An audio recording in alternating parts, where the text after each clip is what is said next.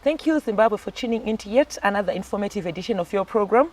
This is Agricultural New Directions, Agribusiness in support of Vision 2030, and my name is Wadzanai Manyore. So this is a platform which we created for our farming community here in Zimbabwe. This is where our farmers come and converge, and the various stakeholders who participate in the agricultural industry, including our government. This is where we talk about issues surrounding production, productivity, business finance, production economics, time value of money. You mention it, so that we pave way towards achieving Vision 2030 as a country. Now today in this very episode, we are going to be looking at rural development through agriculture in support of Vision 2030, how we can equip the rural populace using agriculture as a fundamental tool as we pave way towards achieving Vision 2030.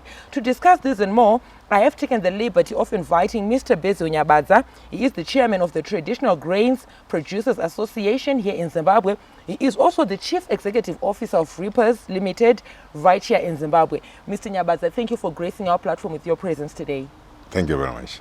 As we get into our discussion, I've alluded earlier as I introduced this segment, we want to talk of rural development through agriculture, aligning it to agriculture. Yes. As we get into our discussion, a brief synopsis of rural development. What is it like? What does it entail? And how is agriculture being utilized to ensure that the rural populace is equipped and is properly developed? Okay. Thanks, Wadzanai. Agriculture is a key segment within our economy. More importantly, the statistics to date support that notion that nearly 70% of our people are still found in the rural communities. Yes. So as such, we have to pay the necessary attention, direct resources towards that sector for two major reasons: food security and rural industrialization. Yes.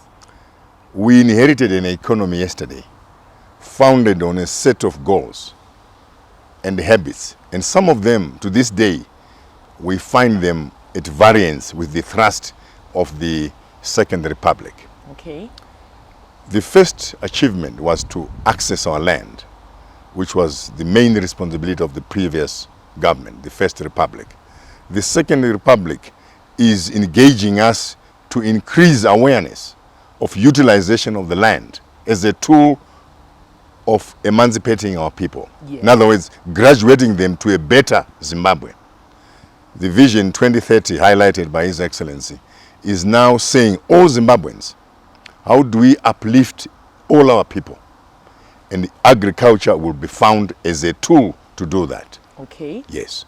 Now, agriculture is facing challenges, serious challenges. Climate change is a real issue now, globally. Ourselves have been victims of that. 2 years ago, we had incidents in Chimanimani, Masvingo, and Chipinge, where we experienced a cyclone, Yes. which undermined the well-being of our people. Now, we are now saying, are we in concert in pursuing an objective of uplifting my Chimuti in the village? Yes. And I think the answer, sadly, is not positive here. We have got yesterday's institutions, which were founded yesterday, which propelled yesterday. They are failing to adjust to today as we pursue the goal to shape tomorrow. Very true. Life is about yesterday, today, and tomorrow. Just recently, a dipstick approach was asked for by His Excellency to take stock of our financial team, the banks. And a dozen of them out of 16 were found wanting. That is a big statement. And finance is a big instrument in changing the value system in the village. So we have got a problem. This is 2022. 42 years after independence, we have got a fundamental problem in that some of our institutions are not adjusting to recognize that my Chimuti in the village is a source of value creation. And when you create value, there is research, there is production, there is processing, there is marketing, and indeed consumption. As an economy, we have been mainly found on the production side. We have not invested as much as we should in research. So, the value creation, you extract value from the village, from Ward 16, from Ward 25, and you take it away elsewhere. You are removing value from people, and you ask them to follow it to another point. And we are saying here, the financial system is critical. Very true. The insurance system is critical. The intent is critical. Are we reconciled on those basics? I'm not too sure about that. Yes. Thank you so much, Mr. Nyabaza, on that. You spoke of value creation and retaining value within our regions. As we move right along, not far away from what we were talking about earlier, I want us to talk about sustainability and balanced development in the rural areas. Yes. With that, I'm referring to issues surrounding farming with future generations in mind. I'm also talking about issues relating to viability, profitability. Yes. Are they being equipped, these rural people? Are they being fully equipped so that they are producing sustainably? Yes. Now, because of ecological regions, which are different from region 1 to 5 within our economy, we then find out that there are now external threats like climate change. So we cannot grow maize in every district in Zimbabwe. Neither can we grow tea, neither can we grow tobacco. So we are now growing what does well in Matabeleland South, Ward 5. So the penetration, the language should be, I'm going to Ward 3, Murewa District, Mashonaland East Province. I'm going to Ward 6, Cholocho District, Matabeleland North. If we change that vocabulary and start our planning, our execution at what level, I think it's a winning formula. Yes. We have been caught up on a plural exercise. I'm going to Mashonaland East, I'm going to Mat North. Well, let's be precise. I'm setting off for Ward 6, Cholocho District, Mat North Province. Yes. That gives us a focused approach. And then we say, what is the business offtake in Ward 6 in Cholocho District? Is it livestock? Is it mining? Is it tourism? What are the key characteristics? What are the ecological regions, issues which support that? So that precision is missing in our vocabulary, in our daily deeds. And I'm saying, yesterday, we saw His Excellency establishing a clean-up day for Zimbabweans all over the country. The first Friday of every month, we have a fully fledged clean-out. That's important. We need now a business day, a focused business day, to say, look, every Thursday, it's a business day. In other words, the CEO of a company, the permanent secretary, the director, you are off towards to monitor, to carry out a dipstick approach. What's happening under health, under education, under mining, under tourism? Once we do that, we are now accelerating development at what level? Yes. By touching wards, we are touching the entire district, the entire province, and indeed the GDP of Zimbabwe will come up.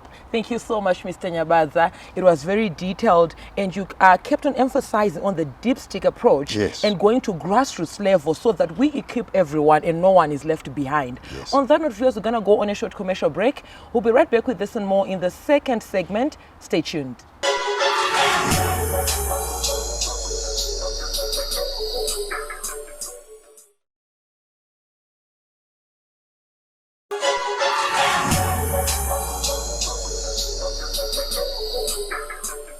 Welcome back, viewers. Thank you for staying tuned to Agricultural New Directions, Agribusiness. We are in the second segment of your program.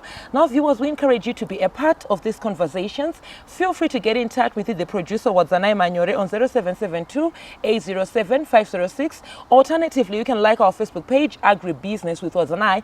Leave your comments and suggestions on our YouTube channel, Agribusiness with Wadzanai. We are also now available on Twitter, and our Twitter handle there is at Agribusiness110. Now, earlier on, before we went to the break, Mr. Nyabaza here was highlighting on the dipstick approach, making a follow-up to the grassroots level where about 70% of our population is living in Zimbabwe. Now we are in the second segment, Mr. Nyabaza. Welcome back. Thank you very much.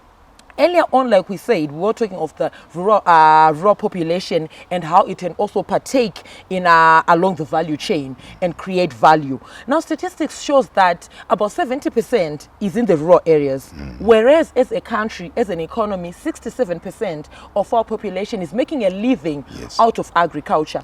How can the industry, the agriculture industry, remain a strategic industry that can be used for women empowerment, to address issues surrounding youth unemployment, to address issues in our economy such as import substitution, export growth, the horticultural recovery plan? How can the agricultural industry remain strategic, aligning it to the issues I've just highlighted? Thank you very much. Now, in Zimbabwe, we have segments of our agriculture: plantations, livestock, wildlife, horticulture, cereals, traditional grains.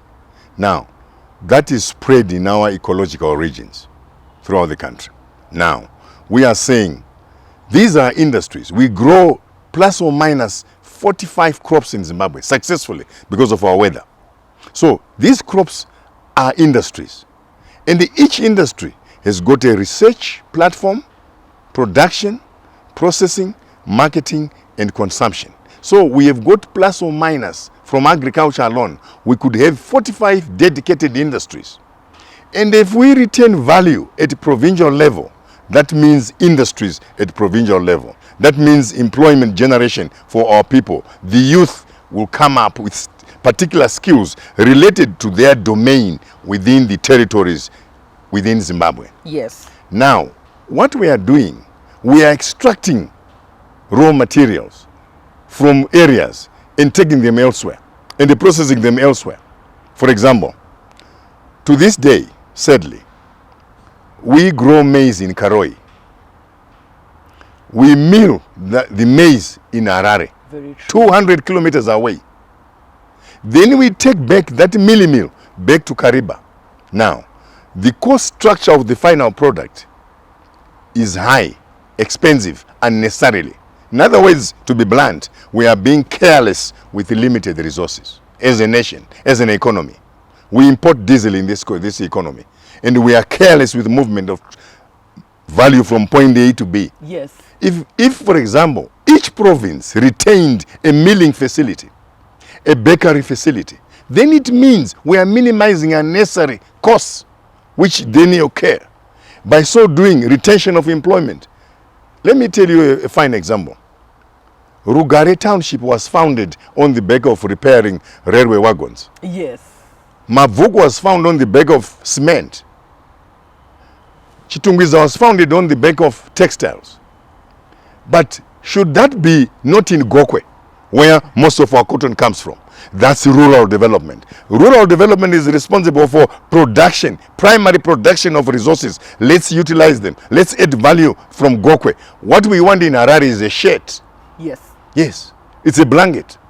But the weaving and everything else, let it be done in Cheguten areas where the primary sourcing of those products are, thereby minimizing unnecessary transport costs, thereby ultimately affecting our GDP, utilization, and earning capacity. Okay, thank you so much, Mr. Nyabaza. You would find that when we talk of industrialization, we cannot ignore financing. Yes. That's when maybe the private sector comes in with capital injections, and then we have our government are working on the, the infrastructure in terms of the framework, the legal framework, and the necessities to make projects take off. Yes. I'd like us to talk about maybe your sentiments and your views in terms of industrializing the rural areas. Yes. We are also talking of retaining value, like what you've just alluded to. Okay. We are importing value from point A to B. Yes. And in the process, we are importing jobs. Yes. And leaving Exporting the youth jobs. in rural areas jobless. Yes. And they end up partaking in issues such as They will drug follow those abuse, jobs to the city and putting migration. pressure on Yes. the much needed resources in Harare. Yes. Now everyone in Harare, you have few landowners or homeowners with a lot coming in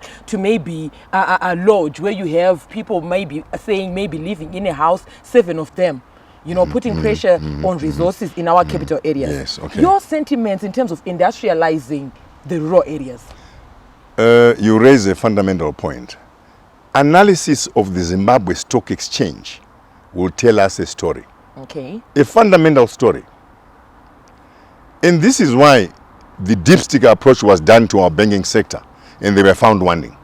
If you dipstick the stock exchange, the Zimbabwe Stock Exchange, you'll find some interesting statistics and disturbing issues. Who is the majority shareholder in each counter? Are they found on the table to discuss with the government, principal to principal? No. What do we have? Spokespersons. Oh yes. Since 1980, window dressing has now assumed a dimension where we think we are talking to the owner of this company. Meanwhile, Mr. Brown is sitting elsewhere. And he has his personnel doing PR for him. Yes, and Mr. Brown has never adjusted to be part and parcel of the Second Republic. Yes. He is at variance. That's why we have seen some banks exiting Zimbabwe at this hour. Because now they don't see where we are going as not profitable, but their own mindset, their culture, their being is at variance with reality on the ground. Very true. Yes, and that's the truth. And until we are honest as to say, who is on the Zimbabwe Stock Exchange? Do we know precisely? Not the one we see as a spokesperson. One who is called the managing director, he has no shares in that entity. No, that's the truth. And this is where government thinks that they are talking to X, meanwhile they are talking to Y. And the Y has no mandate to change anything. He will never say yes or no. He is, if he anything, a chief diplomat. Oh yes, I'm being ruthless because we are private sector. Yes. And we are talking as though we are spokespersons. No. There's a moment in business where you want the principal to face the principal. Yes. The government of Zimbabwe is led by His Excellency, Comrade E.D. Mnangagwa. If he's sitting there, who is representing company X in the private sector? Do we know? Not the representative, not the spokesperson. And this is where we have a cocktail of structured nonsense, if you want to call it that way. No, that's the truth. Let's talk a spade a spade. Right now, we've got a crisis of our currency losing value continuously. Is the government talking to Mr. Brown, the real owner? No. Somehow there's Mr. Chimuti here who is appearing as the owner, a spokesperson. I'm being ruthless because we must be ruthless. Sometimes it's affecting the generation and the value we have earned as a nation. Yes. We want to build on real positions, not to build on some flawed fundamentals. Okay. The government must find and identify who is who on the Zimbabwe Stock Exchange. Yes. And talk to them. They'll find each other because there's so much to gain and so much to lose. Thank you so much, Mr. Nyabaza. On that note of finding each other in the Zimbabwe business environment, we're going to go on a short commercial break. We'll be right back with this and more in the third and final segment. Stay tuned. Don't do it.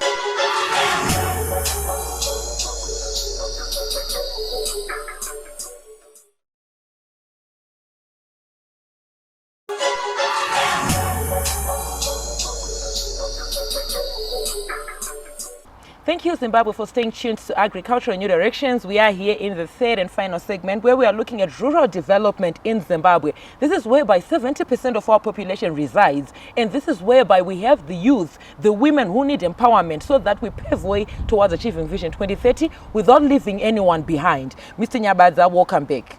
Thank you very much. Now, if you look at Zimbabwe, you would find that most Zimbabwean farmers or the rural population are stuck at that stage along the value chain of production. And they are being called to produce, be productive. But are they fully capacitated to produce? Okay. And when I talk of capacitation, I am talking of financial resources, the economic muscle to partake in tobacco production, in maize production, in the traditional grains production. Yes. Your sentiments and your views on that. Thank you very much. What we need now in our development thrust is what we call impact investment. Let me give you a fine example. The sugarcane industry in this country will start with research. Yes. They've got a research station where they are. And they follow up research to production, production to processing, processing to marketing and consumption. Right in Chiredzi. Yes. That's where the heart of the matter is. In other words, they've met the 5 minimum conditions. Not many of our industries are doing that. Exactly. And we want impact investment, where you start, for example, a seed house, the Traditional Grains Producers Association. We outlay seed under terms and conditions after meeting the guidelines of our government. And we nurture the process of production. In other words, the impacting of the skills to grow it and field days to compete. Yes. and then buy back. We buy back we follow our seed for two reasons: quality and volume. These are critical. So if we are to meet minimum expectations of the export market, so impact investment is called for here. The village must be accessing technology. Yes. The latest technology must flow in. If it's tillage, if it's harvesting, then it must be related. But when you have got someone who is interested in the value chain, who is a player, who is interested on the off-take side, not just selling things and leaving it for someone else. No. We must sell, we must buy back, we must follow our value chain. Yes. If we do that, that's what we call impact investment. At ward level. By so doing, graduating the ward, in so doing the district, indeed the province, ultimately GDP growth will be nestled in Zimbabwe. Yes, thank you so much, Mr. Nyabaza, for that. I would like us to talk about, eventually, as we round off this segment, maybe your recommendations to our policymakers, or your word of advice to our farming community, and to those farmers who are watching this program, because they always look forward to listening to our discussions and how they can assist them. They'll be taking notes. Your word of advice, your recommendations as we close. Okay, thank you very much. Now, Zimbabwe, we have been singled out for indifferent treatment within Africa because of our land reform issues. Yes. That's okay. How do we fight it? To fight back is to see that the ward is playing its part, not the district, the ward. So let's now harness the business day as an instrument to facilitate awareness, participation in our thrust to add value to what we do.